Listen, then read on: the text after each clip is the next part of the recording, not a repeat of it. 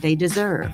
With more than 135 degrees and certificates, students at UMGC can use prior learning or relevant experience to earn up to 90 credits toward a bachelor's, and graduate students can transfer up to 12 credits toward their master's. At UMGC, you'll find everything from online to hybrid courses and lifetime career services to scholarship opportunities, making your education journey flexible, fast, and affordable. Apply now and save with no application fee. Classes start August 13th. Learn more at umgc.edu. Certified to operate in Virginia by Chev. iHeartRadio Earth is here with little tips for a healthier planet. When dining out or shopping at the grocery store, ask for sustainable seafood. By choosing sustainable seafood, you can help reduce overfishing, bycatch, loss of top predators, illegal fishing, and other harmful environmental impacts. Brought to you by iHeartRadio Earth and the National Environmental Education Foundation. To find more tips for smarter, sustainable living, or to take action in your own community, go to iHeartRadio.com/Earth. Number 1 on your car radio preset and the new and improved iHeartRadio app. WINCA Miami, WMIB FM HD2 Fort Lauderdale. Free never sounded so good. We are Fox Sports. Here's what you need to know on Fox Sports 940 Miami. Winners of 4 straight series, including taking 2 of 3 this weekend in Milwaukee. The Marlins open a 3-game set tonight in St. Louis. Only 6 games back in the NL wildcard chase. With 4 wins in their last 5, the Fish are set to send Edward Cabrera to the mound. Coverage here on Fox Sports 940 Miami begins at 7. Marlins also announced they've signed the second of 2 first-round picks in this month's MLB draft. When Clemson outfielder Cam Canarella came to terms this morning, Miami has signed all 21 players they've selected this year. The Dolphins back on the practice field today after taking Sunday off with focus on the defensive secondary. Kader Kohu with a leg injury suffered Saturday, and B.J. Adams in the concussion protocol after getting hurt this weekend sat out the workout. Corner Mike Hilton, who signed Saturday, saw action in 11-on-11 drills today. Minkah Fitzpatrick met the media for the first time this summer, saying he's excited about a return to the organization and wants to set something up long term. And Coach Prime, Deion Sanders, is back at Colorado University getting ready for the new season after revealing today he had a cancerous bladder tumor removed. His doctors say he's now cured. I'm Erica Rodriguez, Fox Sports 940 Miami. From Fox Sports 940, Anajar and Levine Accident Attorney Studios. Call 1-800-747-FREE. That's 1-800-747-3733. 1-1. He might have hit one out of the ballpark there. Out to right and deep. Second deck. He squared the bunt 2 pitches ago. And Kyle Stowers rips number 16 into the seats. Tied at 1, bottom 2. Miami Marlins baseball is on deck. Pitch to Connor Norby. He drills out to right center and deep. Frelick back. Track wall. It is gone. Connor Norby. He's getting right. 1-1 pitch. That one hammered out to left center field and deep. Martian Rojas back. They're looking up, and it's gone. Wag attack. A 2-run homer. Marlins on deck. Brought to you by ADT, the official smart security partner of the Miami Marlins, and Norwegian Cruise Line. Experience more at sea. Let's head out to the ballpark. Here's your host, Steven Strong. Excellent job, Ahmed. Welcome, welcome, welcome. We're live from Busch Stadium here in St. Louis, home of the Cardinals since 2006. 94 degrees. It is unbearable. You're listening to Miami Marlins baseball on the radio. It's Fox Sports 940 Miami.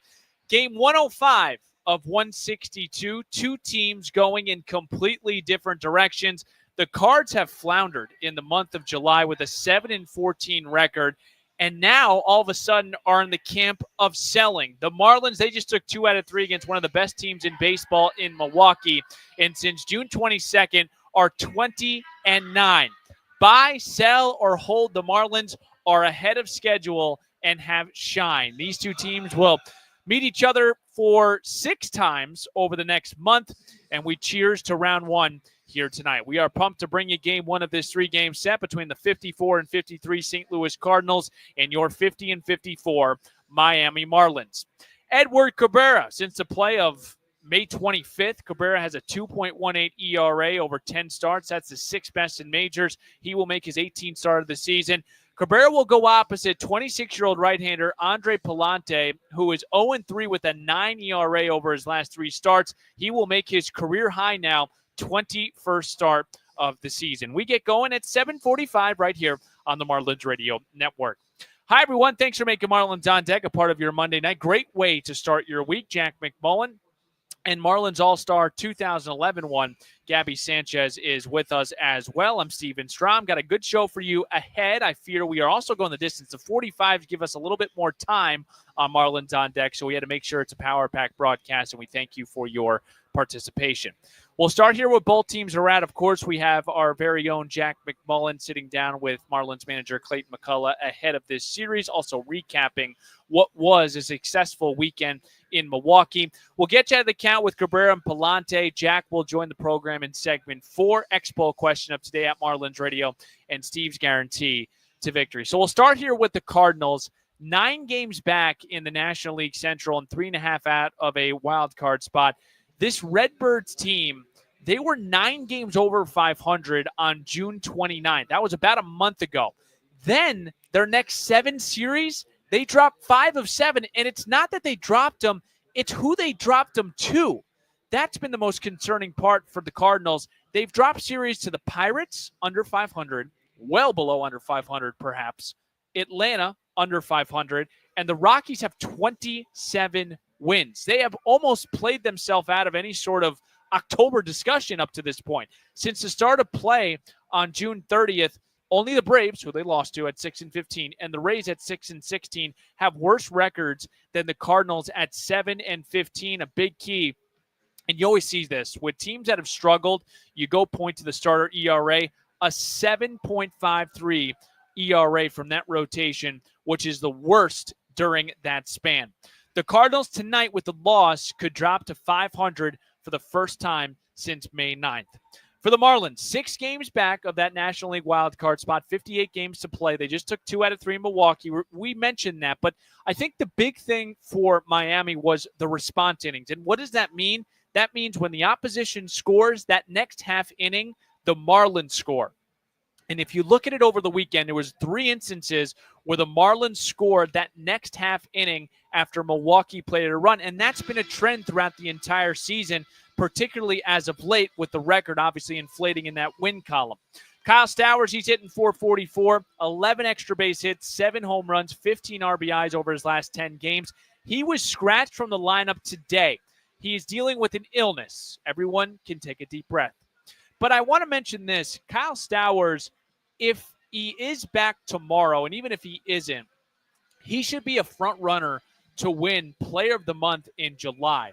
The last Marlin to do that, ironically, it was in the month of July, but you have to go back to 2017 when Giancarlo Stanton won the award. And I wanted to compare these stats real quick.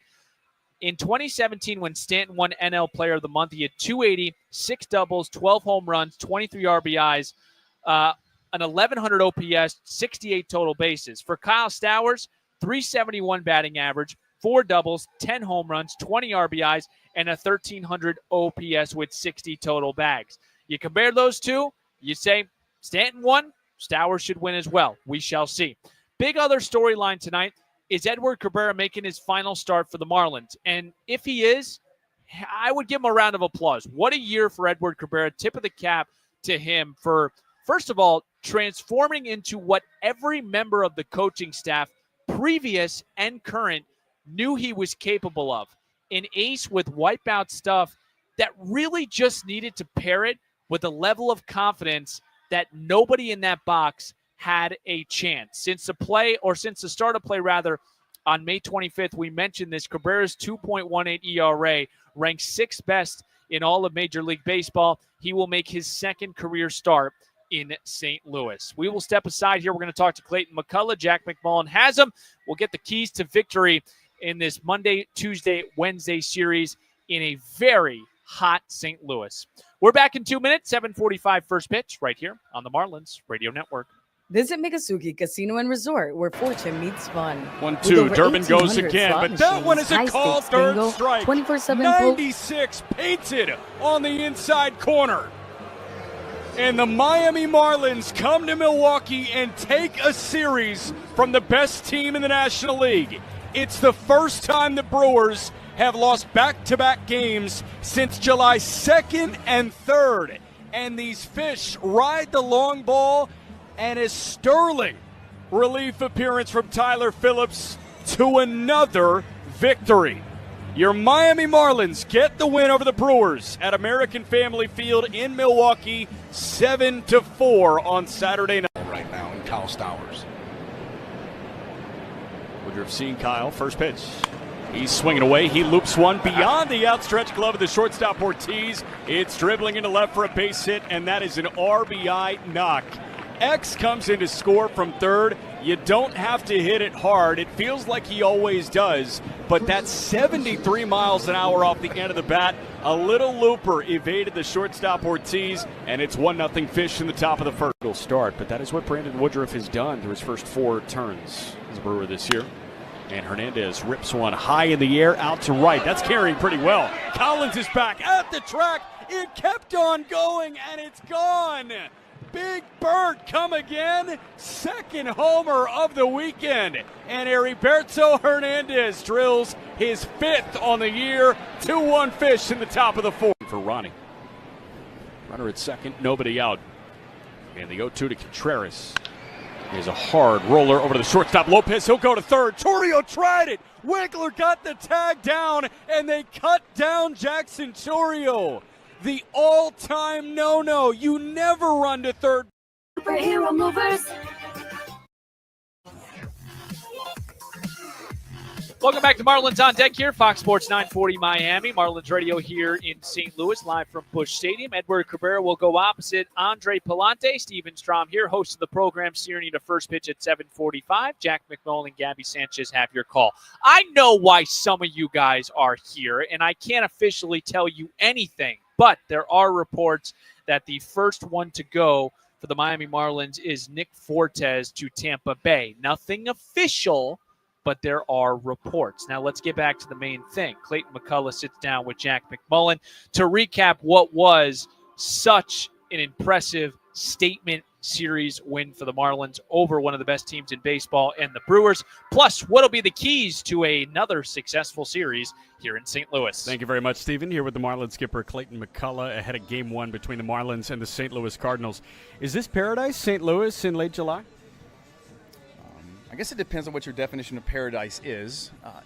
It is St. Louis. I mean, it is Stam Musial, and all the greats that played here. So always fun to come back to St. Louis and play. It's, in the summer, you know and expect it to probably be a little toasty, which it is.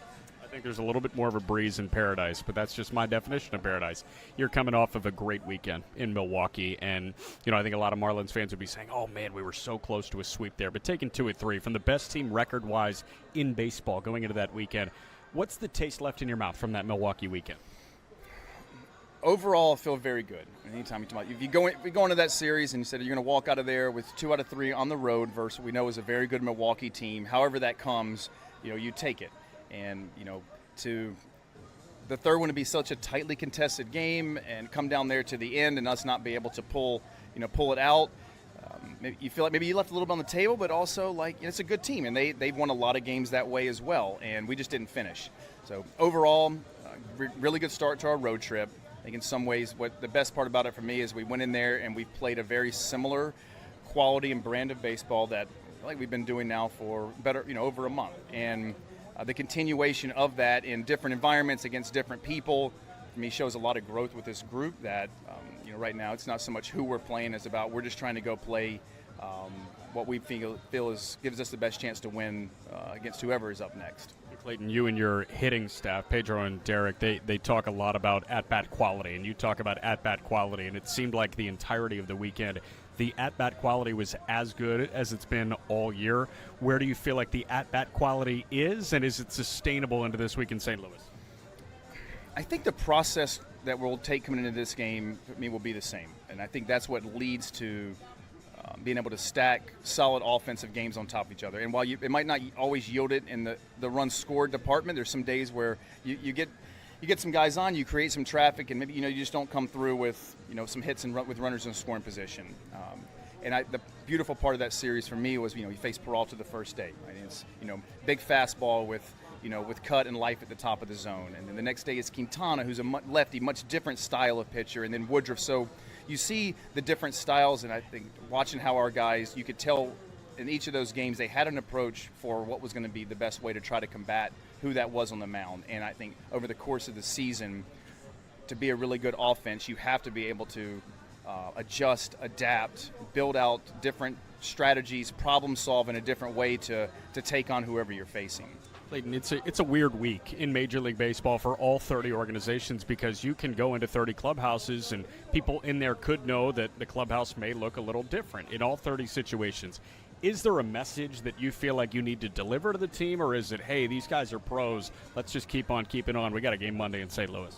Yeah, I mean, I haven't really talked about it a whole lot. I mean, to think that it's not out there, I mean, everyone knows this time of year. If you're in the game long enough, you know, there's a lot of noise, a lot of speculation. So, like, as a group, just kind of try to keep the focus on the task at hand and play in that game. And, you know, if there's some individuals that you feel like just a little flyby to check on how they're doing, then, you know, do those. Not easy. I mean, because I think with all this, I mean, there are people, right? And this is not just our team. This is all throughout baseball that this time of year potentially involves a lot of change. And so while easier said than done, just trying to keep our attention on tonight, getting ready to play St. Louis, come out here and try to play our best game. And, you know, so many of those things are just out of all of our control. Clayton, last one for you. This is a good Cardinal lineup, particularly at the top. You look at guys with OPSs in the 800s, but you've got a guy in Edward Cabrera going tonight who's been one of the best pitchers in the National League over the last couple of months. How do you feel like Cabby matches up with this Cardinal offense, and what do you feel like is the ticket to his success tonight? I mean, right now, the version we've seen of Cabby for a couple months now, I think Cabby can go up against any lineup in baseball, and the keys to his success will continue to be his ability to get ahead. I think, you know, there's some right-handed heaviness to this lineup. There are some speed components, so I think it's going to be Cabby continuing to feel confident and striking with his curveball. You know, be able to use his curve and his slider to get ahead, and also for put away is going to be important today. Dave McCullough, appreciate it. Stay cool. Okay, thanks, Steven. All right, thank you very much, Jack. And Clayton, Edward Cabrera tonight will make his second career start against St. Louis, and he's allowed 2 runs or less in 6 of his last 7 starts. Quick update, there was a lineup change. Kyle Stowers was scratched due to illness. I repeat, Kyle Stowers was scratched from tonight's lineup due to illness.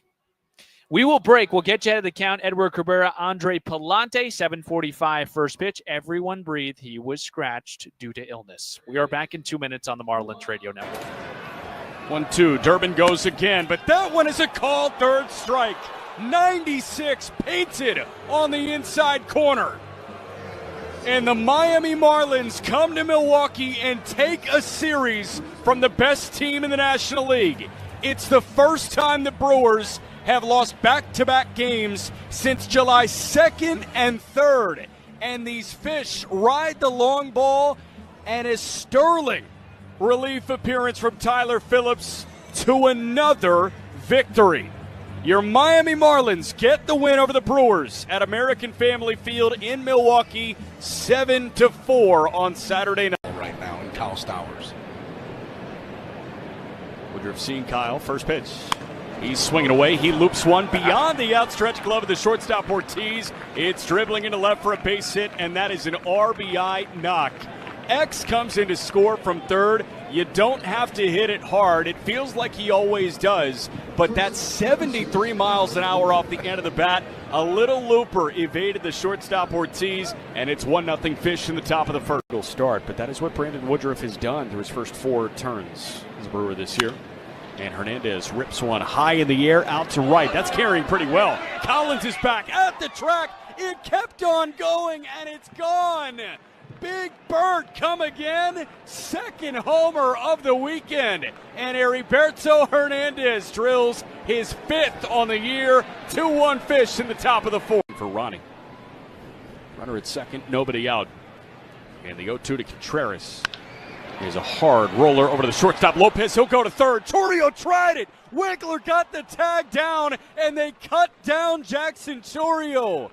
The all-time no-no. You never run to third base on a ground ball to your right, and Torrio was caught 6-5. Listening to Marlins on Deck with Steven Strom on the Marlins Radio Network.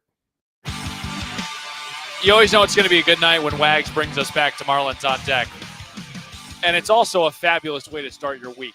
Can you imagine your Monday starting with little Marlins baseball, Marlins on Deck with me, Steven Strom, Jack McMullen, and Gabby Sanchez? You're doing something right in life. And so is Edward Cabrera. He will start for the Marlins tonight. Going opposite Andre Pallante. Want to get you a roster move real quick. Lake Bacher was reactivated. He will join the team now on the paternity list. Congratulations to him and his significant other, welcoming in a baby boy. Freddie Tarnick was optioned to AAA Jacksonville. The other report tonight, Nick Fortes reportedly has been traded to Tampa Bay. We have no official word on that. That has just been the reports, but we will keep you updated if we get anything official. Kyle Stowers out of the lineup tonight due to illness. Hopefully he will be back in the lineup tomorrow or the following day. Marlins have 3 here in St. Louis. We'll enjoy an off day on Thursday. Yankees coming to town over the weekend in the 305. But tonight, the task at hand, Edward Cabrera, 6'5", 220-pound right-hander from the Dominican Republic. 27-year-old will make his 18th start of the season.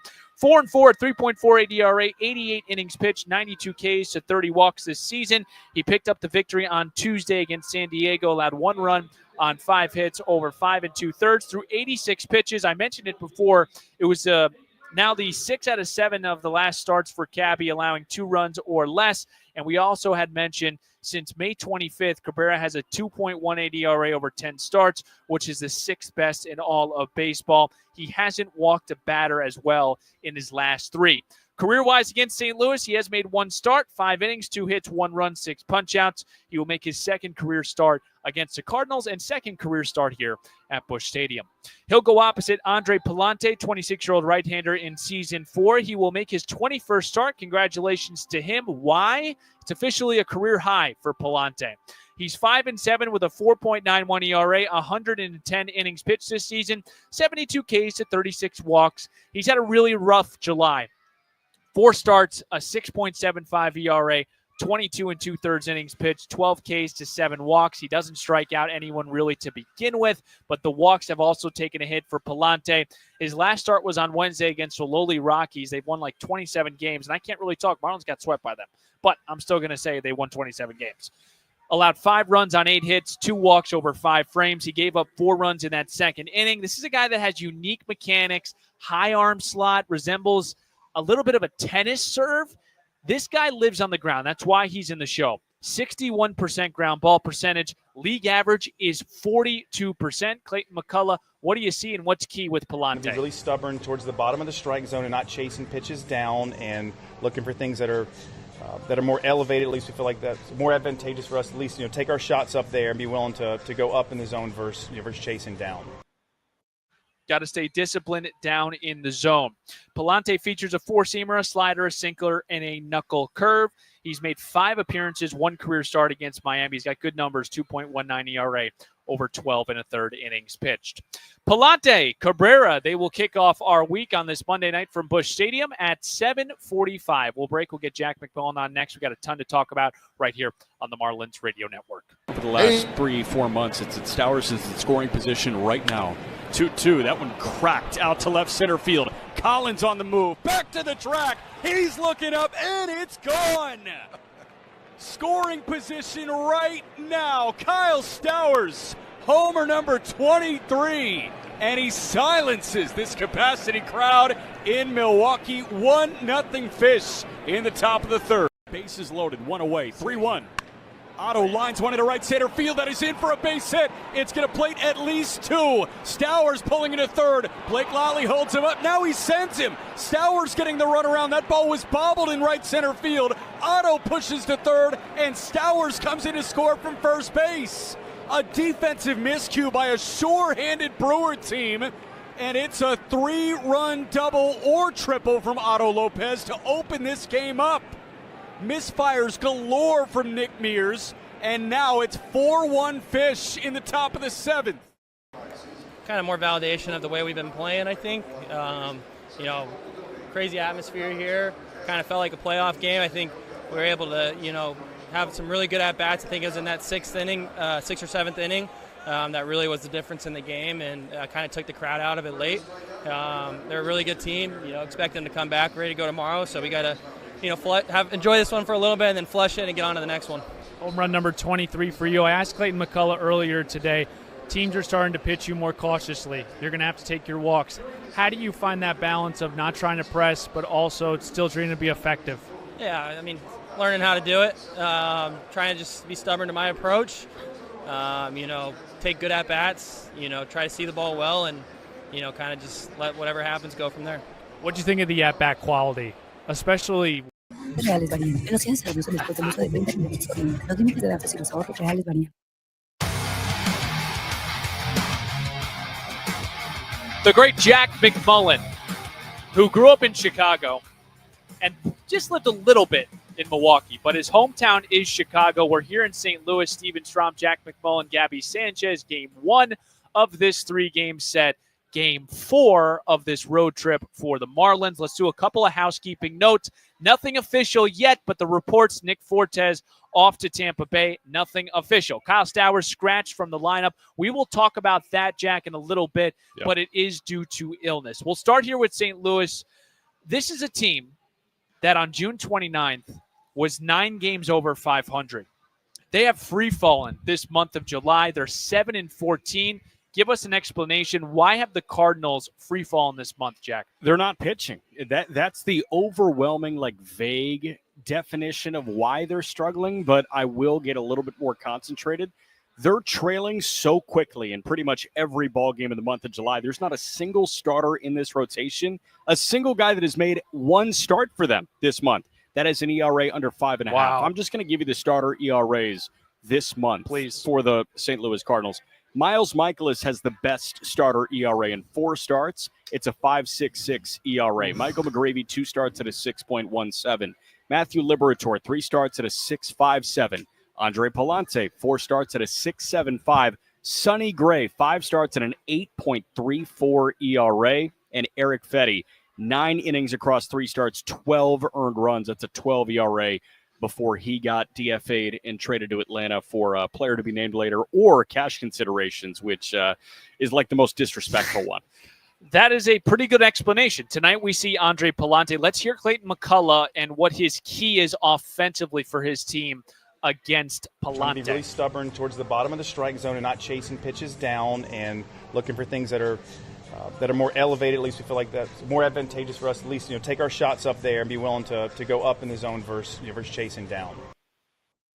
All right, Jack, let's break it down. What do you take from what Clayton McCullough said? Key to Palante, who lives on the ground, 61% ground ball rate. League average is 42. I don't have a baseball, so I'm going to use a Tums bottle here, some antacids. Okay. But they're actually not. They're like a store brand antacids. But here's what Andre Palante does as Gabby tosses the headset on. What's up, Gabby? Gabby, are you going to join us right now? I could. Okay, because you actually played, so you could tell us how you get a guy up.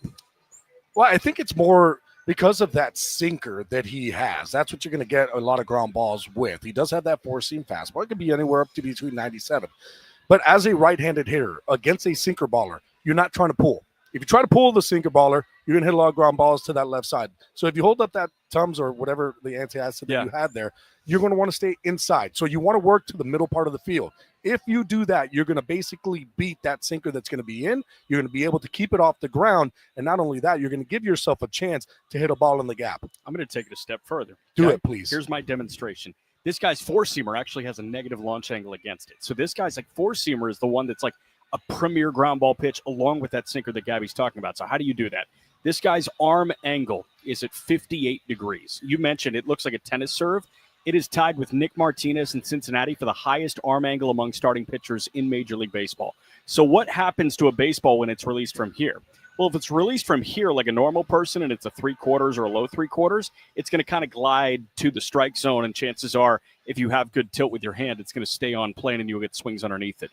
But if he's shooting the bottom of the zone, which is Clayton McCullough's points here, right?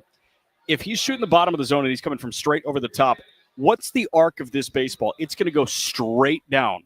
Barreling. That's it. That is impossible. Bowling ball. That is impossible to get off the ground because it is coming from such a steep place and it's coming all the way down. Remember, pitcher stands on a hill. So you're adding another 6-8 inches there, and it's coming straight down to the knees, that bottom rail of the strike zone. If he's at the knees, it's near impossible to get that But, ball. but off the even ground. with that, it's even more of a concept of trying to stay inside the baseball and drive it up the middle. Because if you're still trying to pull that, what you're going to do is actually going to get around it, right? And you're going to hit on top. Yeah. But if I think about staying inside and keep those hands close and tight, now all of a sudden you're going to be palm up, palm down. Your barrel's going to work a little bit underneath that baseball, and you're going to be able to get it up into the air. Gabby, anyone that comes to mind when you were playing that had that bowling ball sinker and also had that tennis serve mechanics that it felt like was getting on you? There's one. I can't remember. He was with the Nationals. He was a reliever. I'm going to get the name. Okay. And then we're going to talk about it during the game. Get the name, and I'll I have move it. forward here. It's in my head right now. Get the name, and then come back when you can. Just interrupt us. I will. Jack, tonight we got a little bit of a scare with Kyle Stowers, who was scratched from the lineup, but thank goodness it is just because of an illness. Now, we hope Kyle feels better, but all of a sudden, this offense looks a little bit different. How do you see Miami's path to the offense against Palante with this lineup now? Well, it's kind of nice because you got an incredibly hot hitter in Heriberto Hernandez coming off the bench, right? And Heriberto he's homered in each of his last 2 ball games. Was not going to start today, by the way. He's in today, obviously. He was not going to start. He has struggled with some sinkers and, low heaters a little bit this year, but good to see Hernandez in the lineup today, albeit it was because of Stowers getting scratched. Without Kyle, I mean, this lineup obviously lacks the boom that Kyle provides, right? 23 homers, far and away the most on this ball club. So for me, it's just you're missing that like middle of the order, clear-cut masher that has been your all-star this year. But I still see a lineup with Agustin Ramirez in it, with Jesus Sanchez, with Heriberto Hernandez, and with Eric Wagman in it. Tyler Clippard. There you go. Very over Straight the top. down. I mean, it looked like he was almost going from back here somewhere. Still got him. Kyle Stowers in the month of July, 371, 4 doubles, 10 home runs, 20 RBIs, a 1,300 OPS, 60 total bases. Gabby Sanchez, regardless if he plays tomorrow or the next day, is this guy going to win National League Player of the Month for the first time in this organization since 2017? He should. The numbers that he's putting up, I believe he's like second in home runs. He's first in OPS. He's first in slugging. He was second in average. He might be even first in average. I haven't taken a look at what JT Realmuto has done the last couple of games, but he might even be number 1 in average too. I think it is a clear-cut player of the month. They should just award it to him right now. Quick reactions, real quick. Nothing confirmed. Again, nothing confirmed. But if the reports are true, guys, I'm sure you'll get to this in-game. Nick Fortes reportedly has been traded to Tampa Bay. Just your overall reaction, both of you, from that. Yeah, I mean, thank you, 40, for your time in a Marlins uniform. If it is, official in the coming moments, and we'll let you know if that is official, but it's reported right now. Thank you for being, such a valuable member of the Marlins franchise. But, this is a guy who it seemed like the plate appearances were starting to dwindle a little bit with that 3-catcher situation with Augustine and Hicks. But we also saw Nick as a defensive replacement in the back third of game. So that changes the late game substitutions a little bit for Clayton McCullough and maybe Carson Vitale if he has his hand in there. But, yeah, we'll see how it adjusts. I feel like you're really going to see it defensively. But offensively, you've got your 2 catchers. Move forward. Nothing official again, just reports, Gabby Sanchez. Well, here's the thing. Again, with Fortes, when you're looking at the way that the team is, you got Liam Hicks, you got Agustin Ramirez, you got Joe Mack, who is another guy that looks like he could be coming up to be another catcher. Where was he going to be able to be, right? So for me, I think that they did the right thing. You can move him. There's still value there because he's really good as a number 2 catcher in game because of what he can do defensively. His offense has been better, especially second half of last year and this year. So it's not a detriment there, but I just didn't see any playing time for him with the Marlins and the team that they have and what they're moving forward with. So thank you, Nick, because, did a lot for this organization, what he was able to do, especially behind the plate. But it was just one of those things where, hey, where does he fit on this team? I just didn't see it. This will be, if it is confirmed, the 4th deal that the Marlins have made under Peter Bendix with the Tampa Bay Rays, Calvin Fauché, Vidal Brujan in 23. Ronnie Simon signed to a minor league deal. Heriberto Hernandez, who was in the lineup tonight. And now, if it is confirmed, Nick Fortes as well. So Peter Bendix looking to be an interesting next couple of days for the Marlins and across the entirety of Major League Baseball. Gabby Sanchez, Jack McMullen, thank you very much. We'll play baseball here at 7:45. We will break. We'll get our Expo question today at Marlins Radio. And Steve's Guarantee is back. Did we hit yesterday? McMullen's Man of the Hour? No. Gabby? Okay. No. All right. No. It's not I as was easy as it close. looks. It's not as easy as it looks. We'll play baseball in 2 minutes here. We'll come back in 2 minutes and play baseball at 7:45 on the Marlins Radio Network. Hey, it's the Good Greeks. 0-2. Sinoha lines that one into left center field. Collins on the move. Collins overran it, and it rolls right by him in left center. Myers comes in to score. Sinoha trying for 3. Relay going to third. Plucked out by Durbin, and he gets the tag on Javi. 1-1 our score between the Marlins and the Brewers. And Augustine smashes the ball out to right and deep. Frelick is back at the track. He's looking up, and it's gone. Augustine Ramirez in opposite field shots. Homer number 15 on his season. He just missed a homer by inches yesterday, and he gets it back today. 2-1 Marlins in the top of the 4th. 3-1 from Quintana. He's swinging away, and he drills it out to left center field. Collins is back. He's looking up, and it's gone. Big bird into the Brewer bullpen. Heriberto Hernandez with a 3-run shot, and the Marlins answer back like they always do. Blistered off the bat, 112 miles an hour, and it's 5-3 fish in the 5th. For the third base. Put the ball in play here. 3-2. Dane swings, lifts one high in the air, out to left center and deep. Collins is back. That's bullpen bound again. It went beyond it. Dane Myers, 428 feet out to left center, and that has to feel so good for him. You were clamoring for insurance, and you got it. 1-2, Durbin goes again, but that one is a called third strike. 96 painted on the inside corner. And the Miami Marlins come to Milwaukee and take a series from the best team in the National League. It's the first time that... Valid until September 1st, 2025. Other exclusions may apply. Folks, we welcome you back here at Busch Stadium in St. Louis, Missouri. Steven Strom, Gabby Sanchez, and Jack McMullen. About 92 degrees outside. It is blistering hot. I suggest to not wear the color gray, at least for the men out there that struggle with sweating like myself, because it is hot outside. My pants are gray and they're very wet. Yeah, it's very hot. But the boys are looking here to continue this span of baseball that has been so impressive. They took 2 out of 3 in Milwaukee, looking to carry over some momentum. It was a short flight yesterday, an easy travel day. Edward Cabrera will start for Miami, going opposite Andre Palante. 7:45 first pitch, Fox Sports 940. Miami. Ahmed back in the studio hitting the 1s and 2s. Couple of housekeeping things. Roster move today. Lake Bacher has returned from the paternity list. Congratulations to him and his family. Freddie Tarnick back to AAA Jacksonville. Nick Fortes reportedly traded to Tampa Bay. No official word there. And Kyle Stowers scratched from the lineup tonight due to illness. Let's get to our Expo question today. We have a cycle adversity. Does that make sense? A year ago today, Xavier Edwards hit for the cycle. Who did he do it against? Make sure to vote at Marlins Radio. It is time for Steve's Guarantee. Batter up. Batter up. Let's play some ball. First pitch is moments away. Time now for Steve's Guarantees. Every time I do my Expo question, Gabby looks up like, I know, Gabby, you know the answer. I know. You know the answer, but you're not allowed to answer because it's for the fans. It's not fair. It's for the fans. Can I get a gift? No, you cannot answer.